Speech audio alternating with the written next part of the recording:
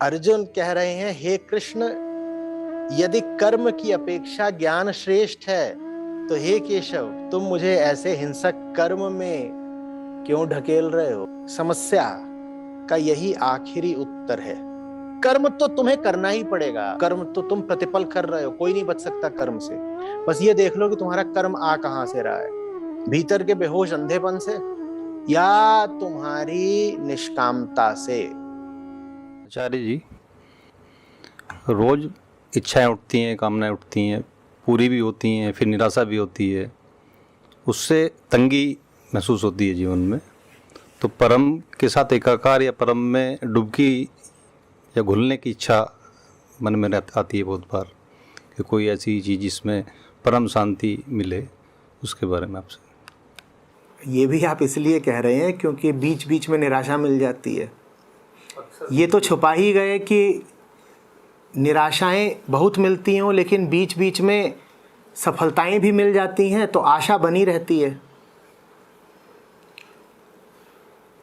कोई ऐसा खेल क्यों खेलेगा जिसके प्रति वो पूरा ही निराश हो गया हो? आप उस खेल में जमे ही इसीलिए हैं क्योंकि आशा है, अभी निराशा पूरी नहीं है। 10 बार की निराशा पर 1 बार की आशा भारी पड़ती है, जैसे लॉटरी। मन कहता है 100 बार नहीं लगी कोई बात नहीं बेटा, 1 बार लग गई तो सब वसूल लेंगे। तो आशा का ऐसा हिसाब है। निराश आप होने कहां पाते हैं? उम्मीद तो अभी बंधी ही हुई है कि किसी न किसी दिन जैकपॉट लगेगा, मेरा भी नंबर आएगा। सब निराशाएं आप झेल जाएंगे कि मेरा भी नंबर आएगा।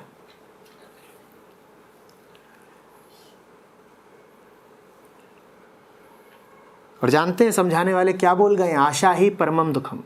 आशा से बड़ा दुख दूसरा नहीं है, क्योंकि सारे दुख आप उठाते चलते हो आशा के कारण। ये आशा आपको बहुत रुलाती है, लेकिन फिर वही अमेरिकी उपभोक्तावाद, उसने आपको पढ़ा दिया है होप। वहां तो राष्ट्रपति चुन लिए जाते हैं इसी बात पर, होप।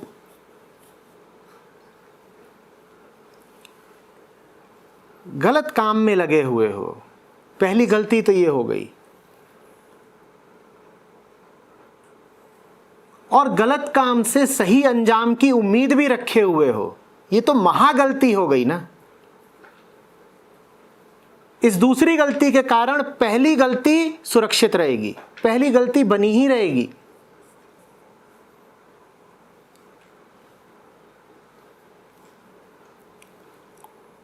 माया जानते हो क्या करती है?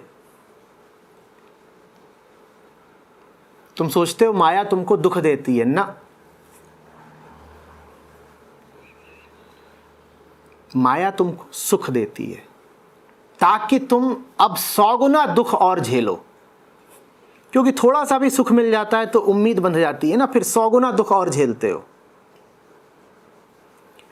माया को दुखदायिनी मत समझ लेना, वो तो सुखदायिनी है। जितने तुम्हें सुख मिले हैं वो सब माया ने दिए हैं। फिर कहती है अब पट्ठा तैयार है, 2 दिन का सुख दे दिया है, अब ये 2 साल दुख झेलेगा। और सुख का एल्बम देखता चलेगा मुड़ मुड़ के कि क्या चांदनी रात थी, आहा, 2 दिन तो बड़ा रस बरसा था। अब पूरा 2 साल झेलेगा ये, और 2 साल बाद जब निराशा इसकी बहुत बढ़ने लगेगी तो फिर से चांद चमका दूंगी, फिर तैयार हो जाएगा 2 साल दुख झेलने के लिए।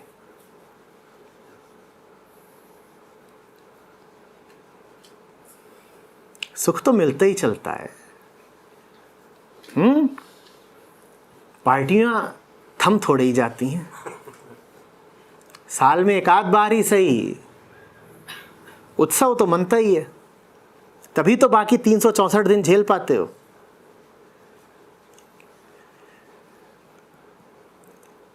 सबसे बड़ा अभाग तब होता है जब तुम्हें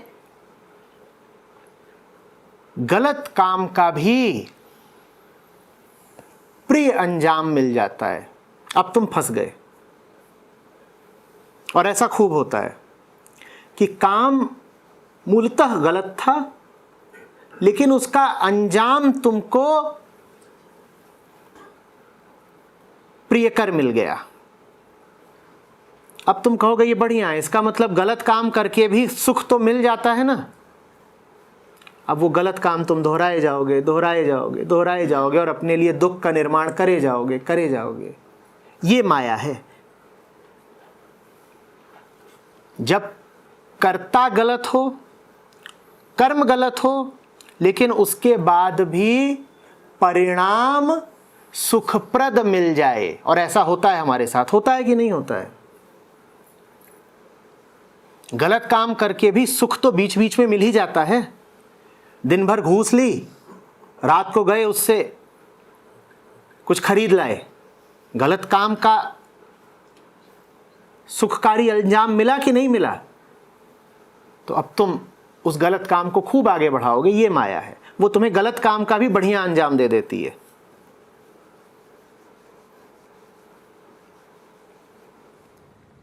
इससे निकलने का भी गुरुजी है कुछ जो चीज बताया कि इससे निकलने का तरीका ये है कि अपने दुखों से ज्यादा अपने सुखों को देखो, अपनी असफलताओं से ज्यादा अपनी सफलताओं को देखो। चूंकि तुम शिकायत दुख के विरुद्ध कर रहे हो, इसीलिए तुम्हारा पूरा ध्यान इस वक्त दुख पर है। सुख को तो तुमने मान्यता दे दी है और छोड़ दिया है, उसको तो तुमने सत्यापित कर दिया है कि ये ठीक ही है। सुख को तुमने प्रमाणित कर दिया है कि ये तो ठीक ही है। तुम कह रहे हो गड़बड़ उधर है जिधर दुख है, तो तुम्हारी पूरी दृष्टि दुख को देखने में, दुख का विश्लेषण करने में लगी हुई है। यही चूक हो रही है। दुख को छोड़ो, जरा सुख पे ध्यान दो, जरा टटोलो सुख को कि ये असली है क्या। उसको टटोलोगे नहीं, क्योंकि कलेजा थरथराएगा। सुख को तो तुम अपनी बड़ी पूंजी मानते हो, अगर उसकी जांच पड़ताल करनी पड़ गई तो बड़ा डर लगता है कि कहीं ये सुख नकली ना निकल जाए। और होगा यही, सुख की जरा सी तुम जांच पड़ताल करोगे, यही पाओगे कि बहुत नकली है।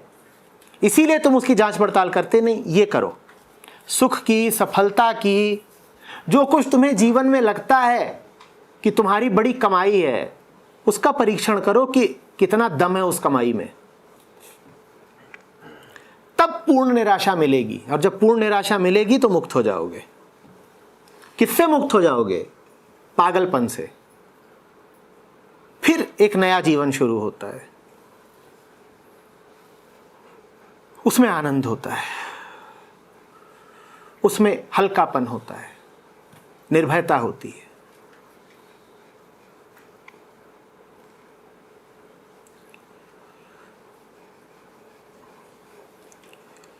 आचार्य जी, यह प्रश्न है कि जब मैं यहाँ आ रहा था तो अपने पिताजी से जब परमिशन मांगा मुझे जाना है शिविर में, तो मुझे आने से पहले आपका परिचय देना पड़ा कि आचार्य जी IIT कर रखे हैं, IIM भी कर रखे हैं, सिविल सर्विसेज परीक्षा भी पास कर रखे हैं। तभी मुझे जाने की आ गया, वो परमिशन मिल गया। फिर परमिशन नहीं दिया पिताजी ने, फिर कह रहे थे ठीक है जाना, लेकिन वहाँ का प्रचारक नहीं बनना, स्वयंसेवक नहीं बनना। फिर जब मैं यहाँ 3 दिन कैंप में गुजार, आज अंतिम दिन है, तो मेरे बहुत ज़्यादा इच्छा है कि मैं यहाँ का स्वयंसेवक बनूँ। तो सर इस बात को लेकर मैं कल रात तक से नहीं सो पाया, कल मैं 5 बजे तक सो पाया यहाँ से आने के बाद। तो यह प्रश्न है कि इस परिस्थिति में मैं क्या करूँ? सत्य का सेवक बनने का अर्थ होता है सत्य का सेवक बनना,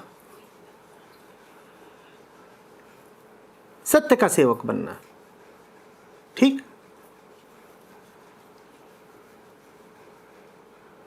जो बगल के घर में चाकरी करता हो, उसको फुर्सत कहां मिलेगी कि यहां आकर सेवा कर सके? सत्य का सेवक माने सिर्फ मात्र केवल सत्य का सेवक। जो अभी 50 जगह सेवक हो वो सत्य का सेवक नहीं हो सकता। सत्य का सेवक बनने का मतलब होता है दुनिया भर की गुलामी से पहले आज़ाद हो जाना। जो अभी दुनिया से डर रहा हो, जिसके ऊपर अभी दुनिया का कब्जा हो, जिसके मन पर अभी दुनिया का भय हो, वो क्या सत्य का सेवक बनेगा?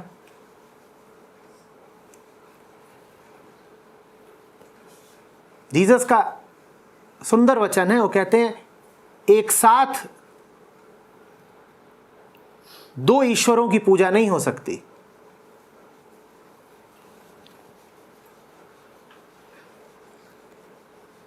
सत्य एक है,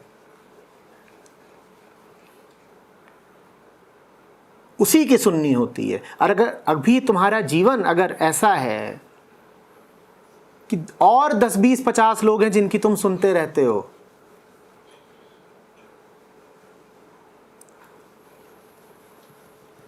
तो बात नहीं बनेगी। बहुत गहरी इच्छा होनी चाहिए दुनिया की गुलामी से मुक्त होने की। तुम्हें कभी कभी ताज्जुब होता होगा कि संत क्यों कहते हैं कि मैं राम का दास हुआ, मैं मालिक का बंदा हुआ, मैं अब गुलाम ही हो गया। संत ये क्यों कहते हैं? कहते हो कि कोई दासता, बंदगी, गुलामी में इतना गौरव क्यों अनुभव कर रहा है? इसलिए क्योंकि राम का दास होने से दुनिया भर की दासता से छुटकारा मिल जाता है। तो जब कबीर साहब बोले कि मैं राम का दास हुआ, तो वास्तव में कह रहे हैं कि अब मैं दुनिया भर से आज़ाद हो गया। जिन्हें दुनिया से आज़ादी चाहिए हो वो राम का दास बने। जिन्हें दुनिया की आज़ादी में ही बहुत मज़ा आता हो, दुनिया की गुलामी में ही बहुत मज़ा आता हो, वो क्या करेंगे सत्य की ओर आके?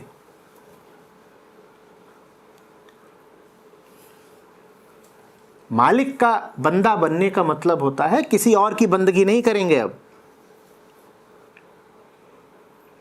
दूसरों की बंदगी में अगर अभी तुम्हें लाभ दिखता है तो वही करे जाओ।